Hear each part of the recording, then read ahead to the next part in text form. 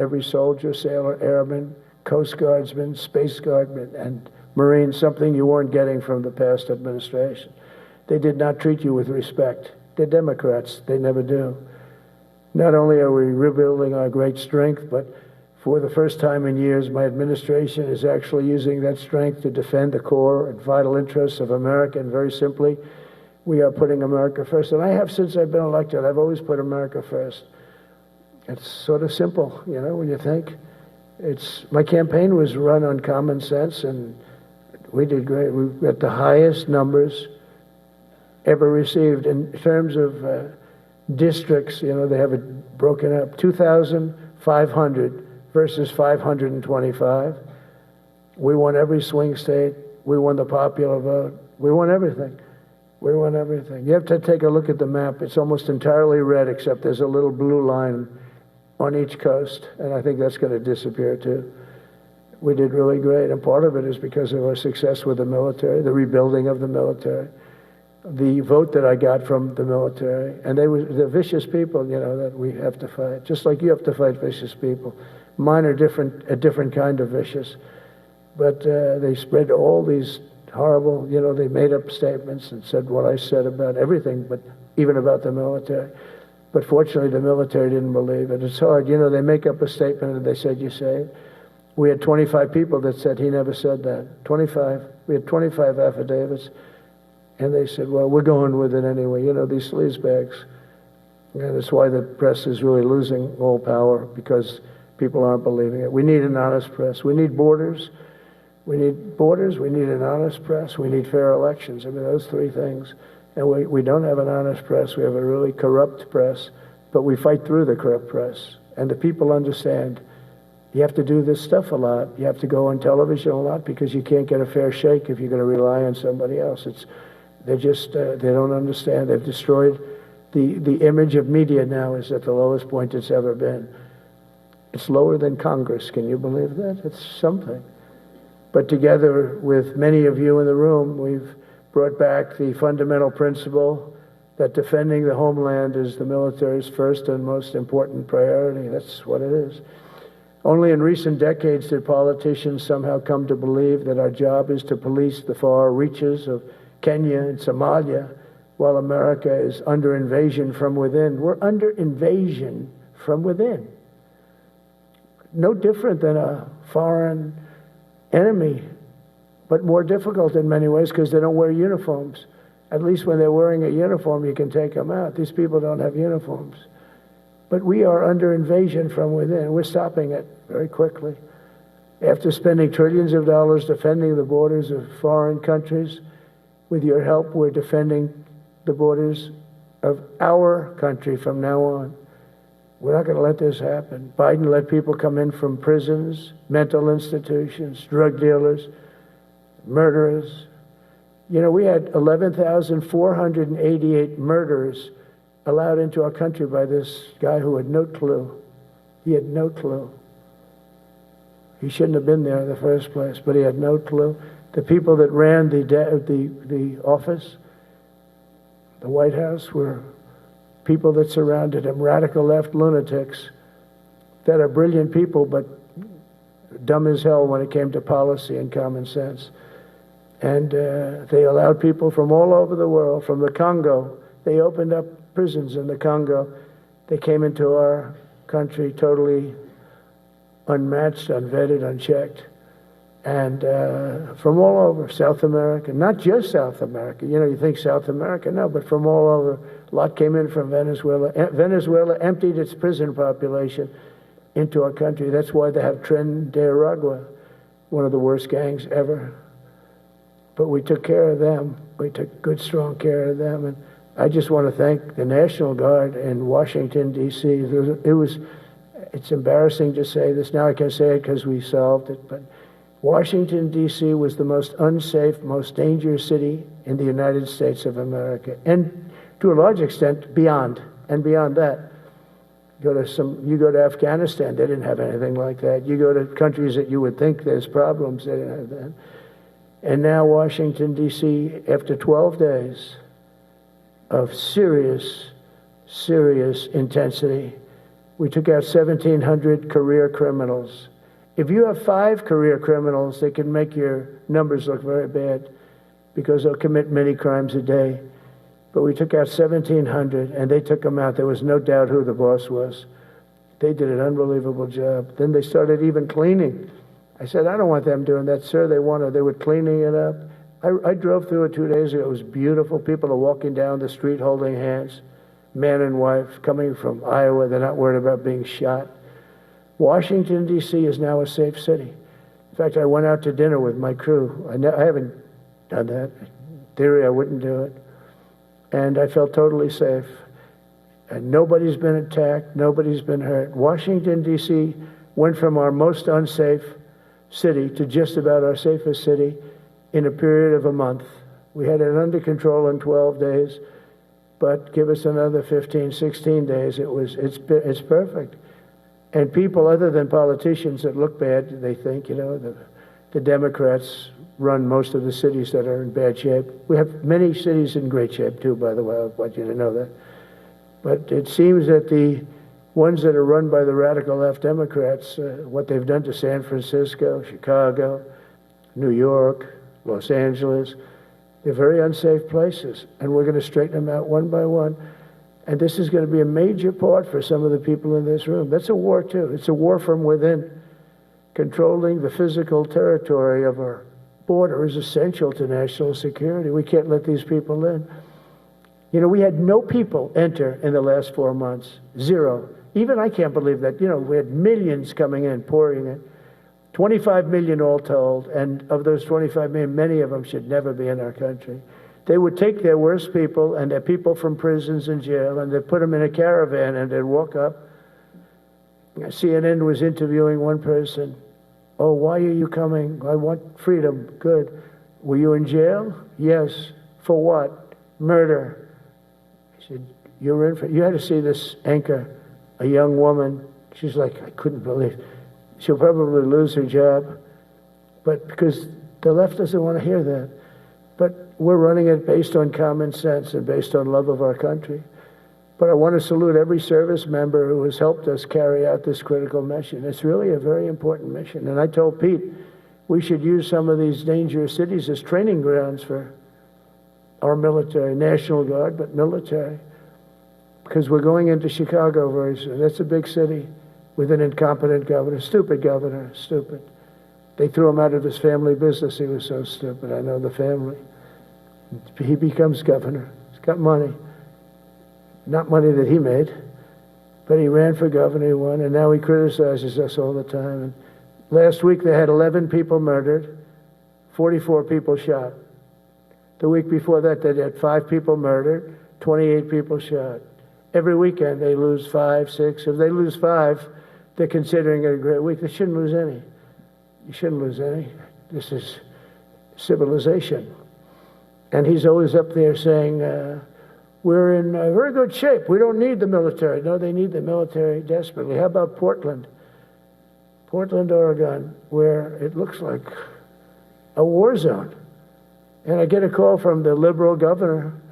Sir, please don't come in. We don't need you. I said, well, unless they're playing false tapes, this looked like World War II. Your place is burning down. I mean, you must be kidding. Sir, we have it under control. I said, you don't have it under control, Governor, but I'll check it, and I'll call you back. I called her back. I said, this place is a nightmare.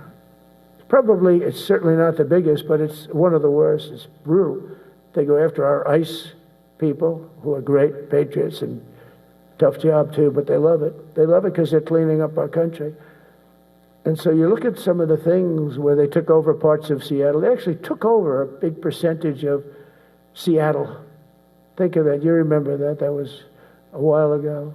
And I sent in the troops and they were gone. As soon as I sent them in, when we send in the troops, if you have a real leader that says you got to do what you have to do, I put that out the other day. You got to do what you got to do because we don't want our people hurt as they stand by. I was watching during Biden, there were troops standing up like this, brave, standing up at attention, the way I should stand all the time.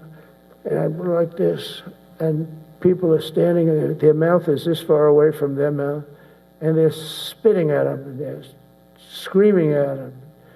And that soldier standing there, he wants to knock the hell out of the person, but he's not allowed to do anything. So they just stand there and they get abused. And a woman was this far away from his face, and she starts spitting in his face, and he's not allowed to do anything. If it's okay with you, generals and admirals, I've taken that off. I say, they spit, we hit. Is that okay? I think so. They spit, it's a new thing. They spit, we hit. How about the cars, where the cars are coming out? They get brand new cars, Border Patrol, ICE, beautiful, nice new cars. And they're driving along, and they have to go through a gauntlet of rocks being thrown at the car. So here's this beautiful brand new car. By the time it goes 100 yards, it's destroyed. These guys have pretty good arms, some of them. And they're throwing bricks at full force into the window and into the car. It looks like it's a war zone. And I said, never let that happen again. From now on, if that ever happens, and I say it here, you get out of that car and you can do whatever the hell you want to do. Because those people are you can die from that. Those bricks go through the windows. You can die. They'd like it to. They'd like it to go through the window. But this was a couple of months ago. They just kept driving, and bricks are hitting the car. And I said, why aren't they stopping? Because they were under orders from the past administration, never stop. But that's different with us. We stop. And since I gave that order, we haven't had that problem. It's very interesting. It's amazing. It's just like in Venezuela. You've seen the boats going. We can't find any more boats. They're carrying drugs, massive. Every boat kills about 25,000 people. That's what they have. They had fentanyl mostly and a lot of other drugs. And we take them out, and we've taken out 4. So, and it's on air.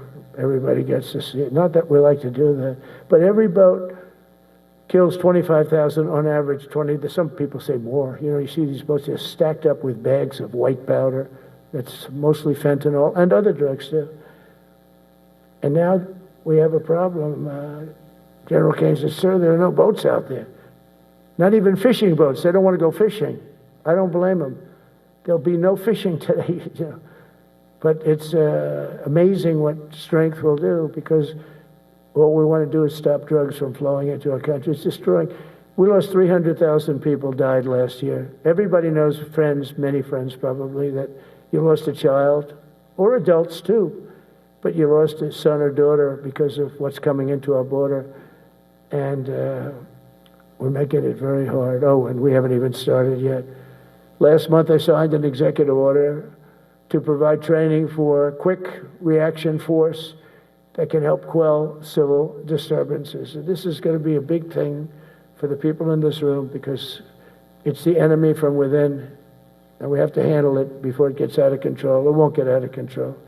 Once you're involved at all, they all joke. They say, oh, this is not good. You saw it in Washington. We had gangs of Tren de Aragua with 10, 12, 15 kids, and these military guys walk up to them, and they treat them with disrespect, and they just got pounded. They just got pounded. The gang just pounded, then thrown into paddy wagons and taken back to their country. Some are so dangerous we don't want to even do that, because we don't want to. Some are stone cold murderers. We don't have the confidence, even though they're not coming back very easily. We don't have the confidence. We put them in jails. But these service members are following in a great and storied military tradition, from protecting frontier communities to chasing outlaws and bandits in the Wild West. And our history is filled with military heroes who took on all enemies, foreign and domestic. You know that phrase very well. That's what the oath says, foreign and domestic. Well, we also have domestic. George Washington, Abraham Lincoln, Grover Cleveland, George Bush, and others all used the armed forces to keep domestic order and peace. Many of our leaders used the military to keep peace. Now they like to say, oh, you're not allowed to use the military. And you know what the people say? The people in those cities where they're being raped and shot and beat up, you know what they say? We love the military. You ever see where they interview the people on the street? I've never seen somebody say they don't, unless they're radical and paid off, because a lot of these insurrectionists are paid by, whether it's Soros or other people, but they're paid by the radical left. So today I want to thank every service member, from general to private, who has bravely helped us secure the nation's capital and make America safe for the American people. It's amazing. The whole world is watching. Everybody in the White House, they come up to me, young women, "Sir, thank you." I know immediately what they're thanking. They don't have to say it. They walk to work now to the White House. We haven't had a crime in Washington in so long, because we got the careers, we call them the careers. We got these lunatics out, and they'll never be any good. You know, I hate to tell this to the liberal media. You could spend time with them. You could do whatever you want. You could send them to the finer schools, which they couldn't get into anyway, mentally. They couldn't get in, but no matter what you do, they'll never be good. They're bad. They're career criminals. I don't know, maybe they were born that way. Some people don't like me to say that, but maybe they were. Certainly some were. Together with the leaders here today, we're also restoring a needed focus on defeating threats in the Western Hemisphere. Throughout this region, cartel terrorists have been allowed to wage a relentless campaign of death and destruction on our country, all because we had weak leadership on top. And we did a great job with it first term, but this is something else what we're doing now. We're taking it to the next level, probably next level times 3. But we had COVID come up, and we had to take care of that. We did a great job with COVID. We had the therapeutics. It was just Regeneron. So many things we did for COVID, but we had to focus on that, and every other country in the world was being decimated by COVID. So we had to change gear a little bit to take care of that. But under our leadership, the military is now the knife's edge in combating this sinister enemy. We have to put the traffickers and cartels on notice, and we've done that. And we put them, a lot of them, we've called them a terrorist organization, which is actually a big thing to do. Nobody's done it, but I've done it with a lot of them. It gives you a tremendous advantage. If you try to poison our people, we will blow you out of existence, because that's the only language they really understand. That's why you don't see any more boats on the ocean. You don't see any boats. Around Venezuela, there's nothing. As president, I will never hesitate to defend our people from threats of violence, from the horrible plague that's taking place from within. The Iran nuclear power, the Iran, all of the great power that we thought existed, we blew it out to kingdom. We took advantage of it, and we just really took advantage of it, and it was a beautiful thing to see, and that's what military power can achieve. That's why I chose Raising Cane. He's fantastic, by the way. I hope you all agree. If anybody disagrees, could I please have your hand? Who disappears at Raising Cane is no good? Just raise your hand. I don't see any hands raised. All right. That means you're okay. That means that he's okay now, but I saw his results. You know, he took out ISIS. I was told it was going to take 4 years. It took 4 weeks. I went to see him, and he took him out in 4 weeks, knocked him out, knocked him to hell. And I was told by military people it was going to take 4 to 5 years to do it. And I don't even know if we'll have it then, sir. These were the Washington generals. I call them the television generals. But Raising Cane did it in 4 weeks, took out 100% of the ISIS caliphate. As a result of these actions and many others since my inauguration, we're witnessing the triumphant return of peace through strength. We have great peace through strength. America is respected again as a country. We were not respected with Biden. They looked at him falling downstairs every day. Every day the guy's falling downstairs. He said, "It's not our president. We can't have it." I'm very careful, you know, when I walk downstairs, like I'm on stairs, like these stairs, I walk very slowly. Nobody has to set a record. Just try not to fall, because it doesn't work out well. A few of our presidents have fallen, and it became a part of their legacy. We don't want that. You walk nice and easy. You don't have to set any record. Be cool. Be cool when you walk down, but don't don't bop down the stairs. So one thing with Obama, I had zero respect for him as a president, but he would bop down those stairs. I've never seen da-da, da-da, da-da, bop, bop, bop. He'd go down the stairs, wouldn't hold on. I said, it's great. I don't want to do it. I guess I could do it. But eventually, bad things are going to happen. And it only takes once. But he did a lousy job as president. A year ago, we were a dead country. We were dead. This country was going to hell. We were dead in every way, from immigration to military. We didn't have the weapons. We were given everything to Ukraine. We had nothing. And by the way, I have to tell you, now, as you know, I went over and I met with NATO, and NATO raised from 2 to 5, which everyone said 5% of GDP. Millions and now trillions of dollars are pouring in. They didn't pay the 2% because they know we were there to pay it. And now they paid the 5%. That's trillions of dollars. And we're not spending any money on that war, not 10 cents. We sell our equipment to NATO. NATO pays us for the equipment, and they give it to Ukraine or whoever they give it to. They can keep it, but we're not involved. We have no money going out. Biden gave $350 billion. Not sustainable. $350 billion. And we have a war that should have never started. But we're not doing that anymore. So I just want you to know we're selling equipment. Our people are buying equipment. They are buying the equipment at full price, a fair price. So I don't want to say we're making money, because I don't want to be making money on a war. It's too many people dying. They're losing 7,000 soldiers a week. A lot of them are Russian soldiers, but between the two countries, mostly soldiers, by the way.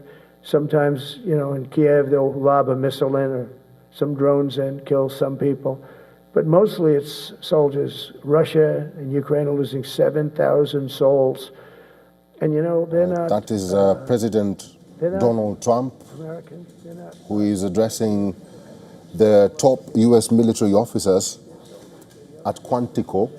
And earlier, we had the Defense Secretary or War Secretary, Pete Hegseth, also addressing the top U.S. military officers in Quantico. Let's talk to our correspondent, Susan Teherani. Susan Teherani, you've heard the president's speech. What was the major highlight of his speech in Quantico? President Trump followed the Secretary of War, Pete Hegseth, in denouncing wokeness in the military. He talked about physical fitness, how important it is. He also condemned former President Joe Biden's faulty withdrawal from Afghanistan. He also talked a lot about what he plans to do moving forward with the military, announcing that he is allocating $1 trillion to the U.S. military in 2026. That was a big headline that he made. He also embraced the change of name from Gulf of Mexico to Gulf of America. He talked about the numerous wars and the challenges, talked about Hamas waiting for a response from them, and should they not agree to the plan put forward by himself and Israeli Prime Minister Netanyahu, then things are going to get very ugly, for a lack of a better phrase. He also said that he thought, of course, the war between Russia and Ukraine would be the easiest to solve. He's saying, as we just cut to me, he was once again going back to that war, saying that 7,000 people on each side are dying, and how NATO has somewhat pulled its weight in its defense spending and NATO posturing in Europe. Of course, he also talked about why the change from Department of Defense to Department of War. He said the name change reflects far more than a shift in branding. It's really a historic reaccession of our purpose, our identity, our pride. Together, we're reawakening the warrior spirit. He talked to these generals about how his America First policy will resonate with the new policies and new initiatives that the Department of War will be taking. He said, I will always have your back. I will never turn my back on you. I am with you. I support you. And as president, I have your back 100%. He said, Susan? You will never see me waver a bit. Susan? What was very interesting, I thought, Eric, just to wrap, yes? Yeah, just make it quickly, because we out of time at this hour. I just want to say that he talked a lot about deploying military inside the United States as well, so we might be seeing more of that. All right, Susan Teherani, thank you for talking to us at this hour. This is President Donald Trump addressing the top U.S. military officials in Quantico, and before that, there was the Secretary of War, Pete Hegseth, presenting his speech to the same top military officials. You are watching WION World is One.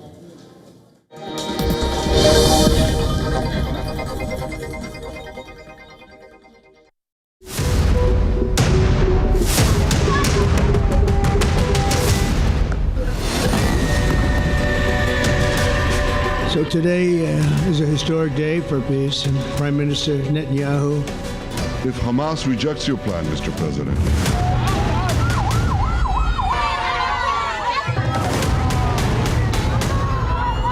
then Israel will finish the job by itself.